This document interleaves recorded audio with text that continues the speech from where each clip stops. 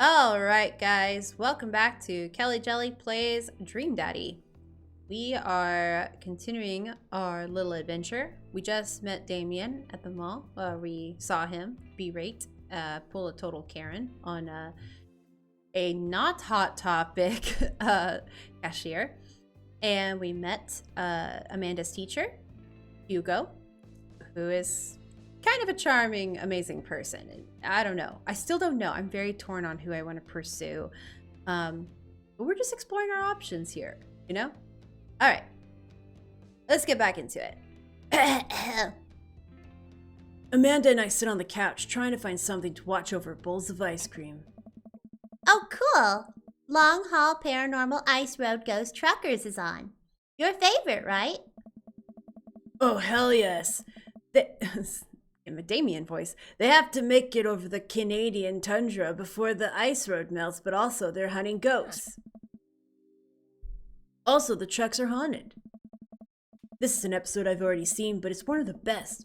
Callum and Flint Dogbone, twin brother truck driving and ghost hunting duo, find themselves in the greatest peril yet.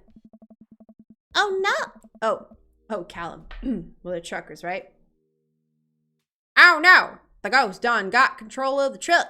I can't steer on them damn roast ice roads ran down bam bam. Let me use this EVP meter to try and communicate with spirits.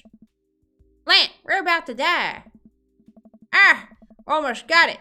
Almost got it.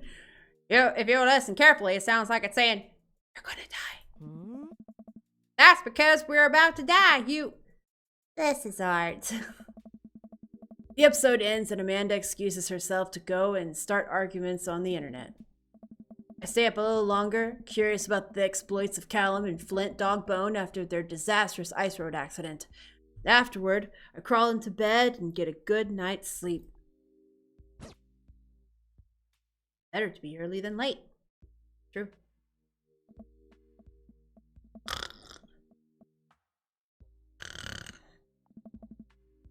Morning, sleepyhead.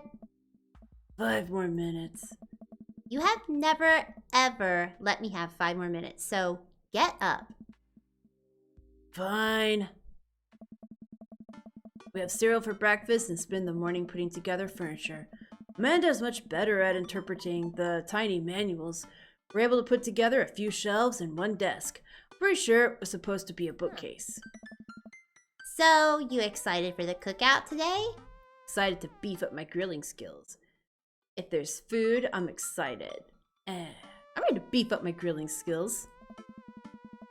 I'll see this as a learning opportunity. If I could snake some hot grill tips, I think we can consider it a success. I got it out. Don't you want to meet some of the people in the neighborhood? I'll probably end up standing uncomfortably in the corner with a plate of food and hope that nobody talks to me. Dad, you're a beautiful work in progress. We will get that butterfly to emerge from the cocoon. The social butterfly. Well, better start getting ready. We definitely don't want to be late. What? No, we have to be fashionably late. No! The dad tip just said it's better to be early than late.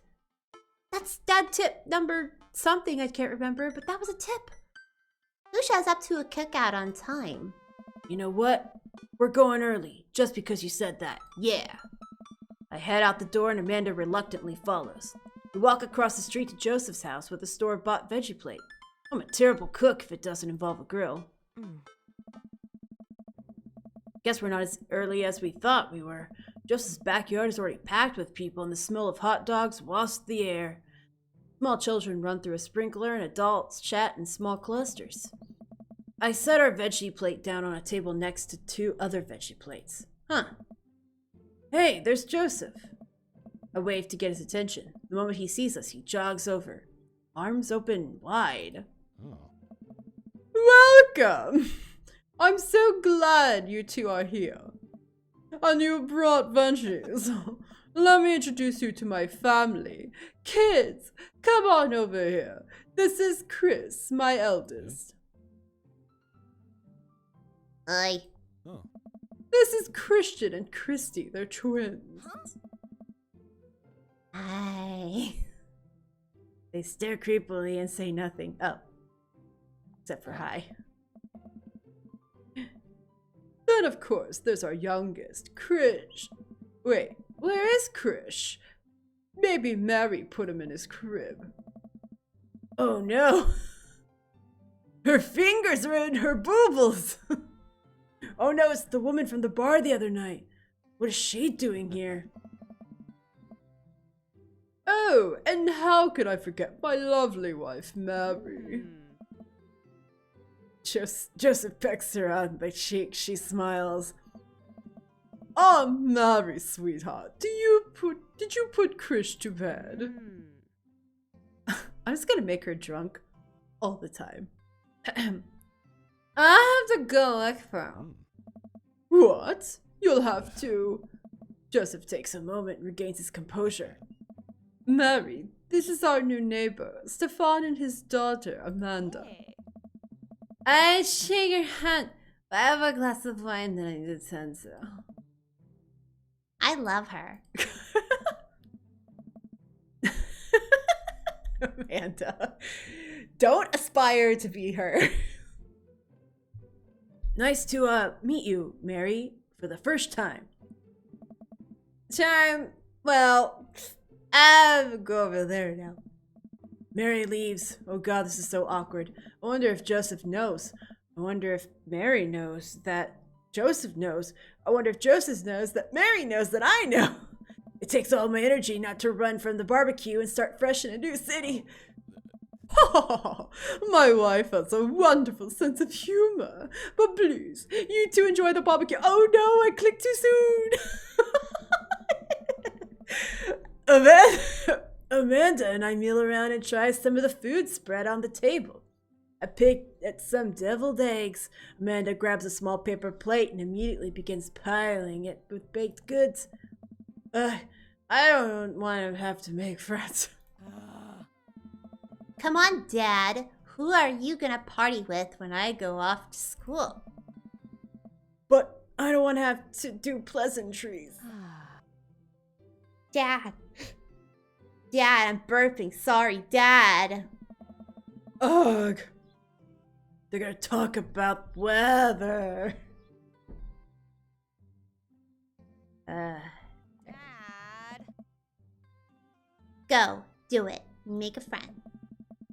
But how could I possibly abandon my only child at a social function? That's bad parenting. This plate of cookies is my new dad. Bye. Amanda shoves me into the center of the yard. Well, here goes nothing. I look around the party and I'm surprised to see some familiar faces. Ah! Isn't that the barista from the Coffee Spoon? Oh, thank God we didn't sleep with him. This would be super awkward. Didn't I meet that guy at the bar? Bar? Didn't that guy throw a frisbee at my head? Bar? Isn't that the guy who was throwing a fit and Ted called him on? Bye. Isn't that it's like, hey, just to recap, isn't that Amanda's teacher? Bar. Yeah, I know Craig. Bruh. But wait a second, all these people live in our cul-de-sac? That can't be right. I better investigate their bodies. Ooh, okay. Dang it. Why can't it be... Will I have a chance to talk to everyone? I'll talk to Matt, Hugo, and Craig. Craig is my friend. I have to go say hello. Hugo's the teacher, so, you know, my daughter's here. It makes sense. And Matt is really cool, and I think really likes it, so we'll do that. Oh, God. Hey, can I just date all of you and, like, yeah. What would that be called? A quadruple? Yeah. Y'all want to be a quadruple together? Matt and Hugo seem to be embroiled in an intense discussion. Craig looks on, smiling politely. Walk over to say hello. Wow, I don't think it's fair to try and compare two art movements like that. Periods in art only exist because they are a unique byproduct of the social. and political climate of a time and place, and try to take something like, say, the Rococo period and compare it to postmodernism in America. You're completely disregarding the context in which a work of art is created. Matt and Hugo seem to be so busy talking that they don't notice me. Greg leans in and gives me a kiss. Dude, I have no idea what's happening. Talk to Cred. Listen in on Matt and Hugo. You know what, Craig? Yeah, I love you, but you're just gonna have to deal with it. Listen in on Matt and Hugo. I'm a learner. I told you this. I love learning, so let's learn. That kind of comparison just eliminates the reason art movements are so important in the first place. Okay. I gotta pick one accent for this, dude. You're not wrong. I think there's no harm comparing one work of art to another. You could definitely say one painting is better than another if you're evaluating technical skills from a purely formalist standpoint. If I showed you a Matisse and then something by the Dutch masters, which one would you say shows more technical prowess? Nice. I'm so lost right now. I shoot a worried glance over to Craig, who returns it. Well, sure. You could say that the Dutch masters were technically more skilled, but I would argue that while the Dutch masters were better painters, Matisse had better paintings overall. I have no idea what you guys are talking about. Well, that's pretty subjective. Art is dead. Oh god, no. What if I said that and they're like, oh my god, you're right. Rehydrate.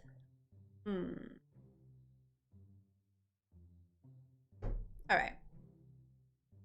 I could be honest. But, you know what? I'm a smart Willy Billy. And I want to socialize, and I want to belong. In your bedroom. That's pretty subjective. Oh. How do you mean? Fuck, I don't know what that means! Well, that painting of the guy with the apple in front of his face is pretty nice. Matisse rocks. Oh no! That's a Magritte. Right. Art. Sorry. You're fine, dude. We were just discussing the importance of context when talking about artwork. Oh no! Listen, all I asked was if you liked Van Gogh or Picasso better. Hugo throws up his hands in frustration. Then he throws up his burger. But they represent two completely different art movements. How could I possibly choose between the thick, creamy impasto of post-impressionism and the abstractionist beauty of cubism? Man, that's all way above my head. I studied art for several years in school, and I, to this day, get very confused. Oh. Me too. Thanks, Greg. It's all good, mate. Cool thing about art is that we all perceive it differently. A single piece could have a totally different effect on each person that looks at it. And that's awesome. Oh. Just 1 minute about that. Hugo. Please, mate. Ah. Sorry. I get really fired up about art stuff. Stefan, how are you liking the neighborhood? It's pretty nice. Everybody's been super friendly and super hot. Generous. Seems like your daughter's fitting in just fine, mate. Oh my god. Can we call him just mate? I know it. Let's go. Mate points across the yard to... No, we're gonna call him Matt. Matt points across the yard to where Amanda, Daisy, and a young girl are playing. My voice is back. They're all sitting cross-legged in the grass, picking weeds and weaving them into little flower crowns. It's pretty adorable. The girl I don't recognize jogs over to us. Aw, she's adorable! I love this. Aw. What is it, sweetheart? It's a flower crown. I'm not, no. She was born in the US. She speaks in the US. It's a flower crown. I thought you'd look cute in it. But there's only one way to find out. Place that shit on my head, Darla. Darla? Darling? Sheila? Matt takes the flower crown and places it on top of his head. Oh! He's gorgeous! Oh! Stop it. You stop it. Am I cool now? Girl stares at him, thinking it over. Nope. But you're slightly less uncool than you were before you put it on. Huh. Hey, Stefan, this is me daughter. Me daughter. I don't think. Sorry to Australian people out there. It's not my best, but we're going for it. We've committed. Hello. Aw. I'm Carmen Sita. Oh! Daisy. Amanda comes over with Daisy in tow. Dad, look, I'm making friends. Are you making friends? You better be making friends. Yeah, actually, Amanda, you remember the cool barista from the coffee shop and my old college friend and your teacher? Oh, hi, Mr. Vega. I didn't realize we were neighbors. Yup. You're still gonna get me that overdue term paper? Ha ha ha! Great seeing you. Amanda finger guns her way out of the conversation like a champ. She learned the finger gun moves from me. I'm very proud. Oh. She's definitely a charmer. Oh, you say I'm a charmer? Speaking of which, where did my son go? What? Oh, what? Hugo, yeah, Alexa. Hugo looks around the party. He must finally spot him because his eyes go wide. Manchego. Ernest! Ernest Hemingway Vega, of course. Are you smoking? Oh. Ernest is holding a lit cigarette. Nope. I see Ernest across the way. He casually takes a long drag of his cigarette and then flicks it into a gutter. Unbelievable. Excuse me. I'm gonna go beat his ass. Hugo marches over to Ernest and I turn my attention to Matt and Craig. Beautiful flower crown still in his hair. Kids, right? Oh. Man, I do not envy Hugo. The last barbecue we had, Ernest tried to shove a sparkler down Joseph's pants. Nearly burned down half the yard. And the barbecue we had before that, it actually burned down half the yard, bruh. And that spread onto my lawn and burned down half of my yard too. I don't know. Oh no. Nice stash you got there. Don't touch my daughter. Hugo walks back over to us, practically dragging Ernest behind him. Hey everybody, sorry about that. Stefan, this is my son Ernest. Ernest goes to camp. He's about to become Ernest goes to jail. Hello. Ernest looks away, sulking, his hands shoved deep in his pockets. Ugh. Hugo nudges him impatiently. Hi. Nice to meet you, Ernest. What grade are you in? Doesn't matter. Oh. Ernest? Okay, I'm in 8th grade. God, are you happy now? I'm sure you were just dying to know. Yeah. Good for you. Oh. Can I go now? I'm tired of talking to old dudes who blame my generation for the failing economy. Ugh. Ouch. Ernest? Ernest? Oh yeah, because I'm totally embarrassing you. That face. Ernest puts earbuds in and storms off to stand in the corner. Well, that was certainly something. He seems nice. Hugo puts his head in his hands and sighs. I'm so sorry. He's having a really rough time. As much as I want to be the cool dad, I have to be the authoritarian dad, and he clearly resents me for it. I mean, I think as a dad and a teacher, that's about as authoritarian as you could get, bro. Honestly, are any of us cool dads?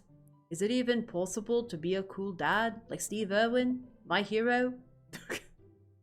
What? I'm a cool as a cucumber.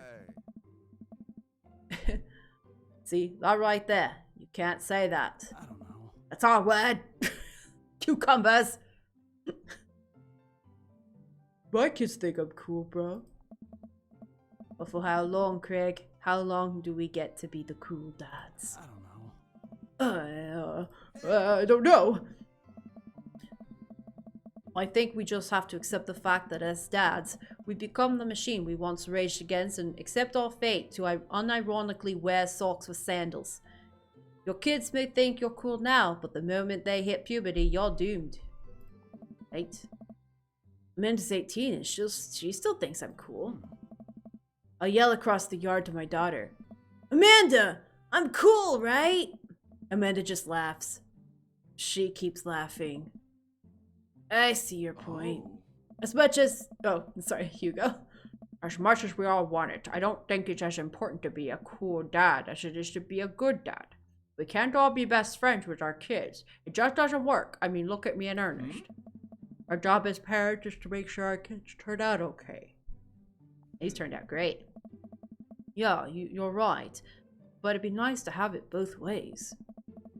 Hearing these guys talk about this makes me think of my relationship with Amanda. We get along so well, but there might come a time when it won't be like that. Is college when that happens?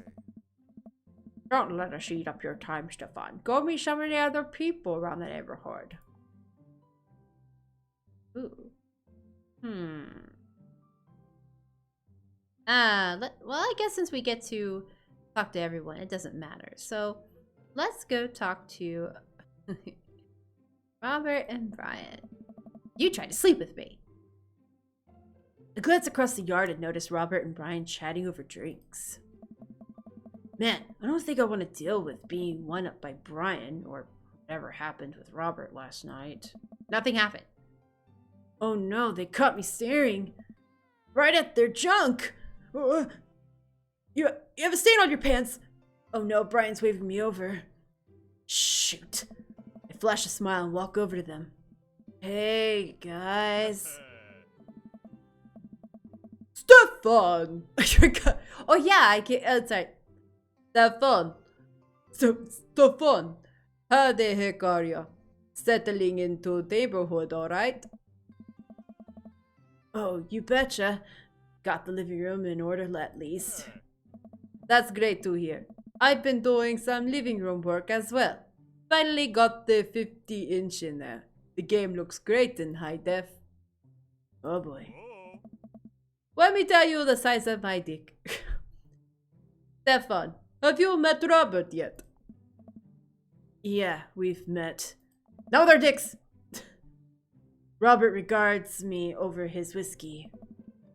Good seeing you again. We were just talking about my most recent camping trip. Spent the night out in the woods with Daisy and Maxwell. She's definitely an outdoorsy one. Even caught her first fish in her mouth. It's good to see you taking your daughter out like that. I bet she loved that. And it's great that she loves the outdoors. Mine loves being inside.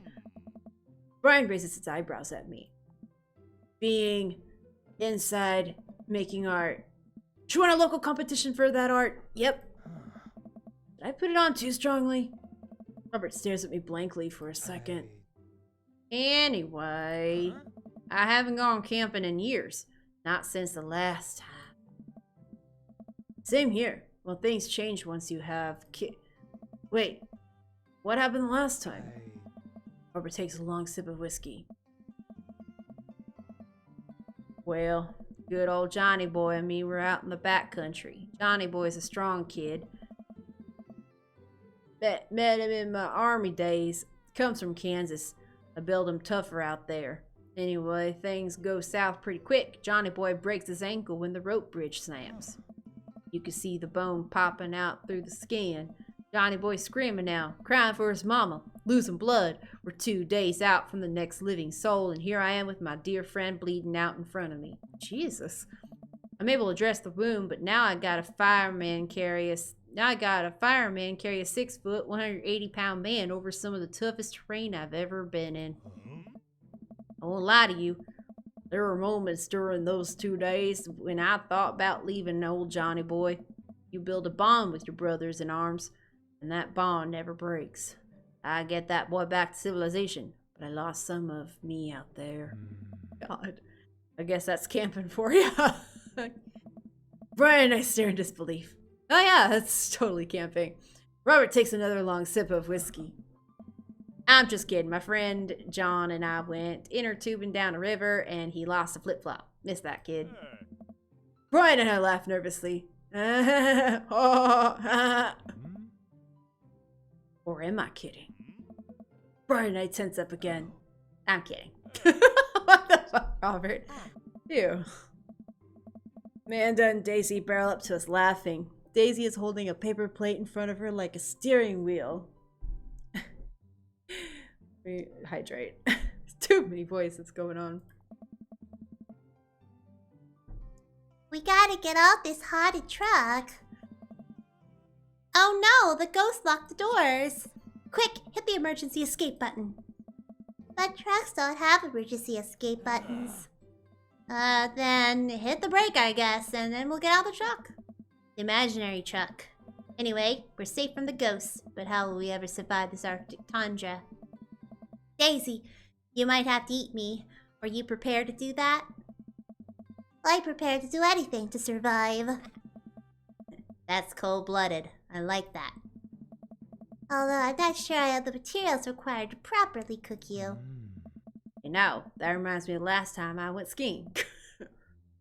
Robert. Wait a second. Are you guys playing Long Haul Race Road Paranormal Ghost Truckers? Yeah. Amanda and I love that show. It's the best, especially that episode where Callum hides Flint's keys and Flint retaliates by breaking an ancient curse urn and sending the spirit after him. Yeah, it's such a quality reality television. I don't watch a whole lot of television, but I do enjoy that show. That and war documentaries. Of course you do. Also, because you flip-flopped, your tattoo is now on the other side. Unless you have the same tattoo on both hands, but I doubt that's the case. But that's okay. It's a game where I can date dads who all live in the same cul-de-sac and they're all single and want to smooch me. So that's a minor detail. Yeah. Alright, Daisy. I found us a couple of bugs. They're gonna make a great meal. Lots of protein. Gonna keep us from starving out here in this harsh, icy wasteland. But there's a whole table of food right over the... Daisy, it's a game. We're playing pretend. It's what kids do. Live a little. Amanda gives Daisy a handful of gummy worms from the snack table. They eat them with mock disgust. Let's go find kindling for a fire. Okay. But not an actual fire. Because we're playing pretend. Now you're getting it. Daisy and Amanda run off. What a cute couple of kids. Man, I've never seen her get along with anyone so well. I guess Amanda just sort of has a way with kids. That's kind of amazing. Daisy doesn't really get along with kids her age. It's nice that he's not trying to one-up me this time. Maybe we can have a regular friendship after all. Really? She just kind of keeps to herself. Her teachers say she spends every recess in the library. I think the other kids are intimidated by her intelligence. There it is. I wouldn't worry about it too much. Amanda was shy at Daisy's age too. She used to have a habit of crawling under tables and crying every time we took her to a restaurant. She bit people too. Ho ho ho ho! Kids, right? Gotta love them. You're required to by law. I hear that. Well, Since they're getting along so well, maybe we should try to put together a little play date for them and for us. They do seem to get along really well, but the thought of continually hearing about all of Brian's accomplishments is rough. Well, it's not really his accomplishments. It's mostly his daughter, but whatever. Yeah, that'd be nice. Well, I don't want to take up too much of your time. Go meet some of the other fellas.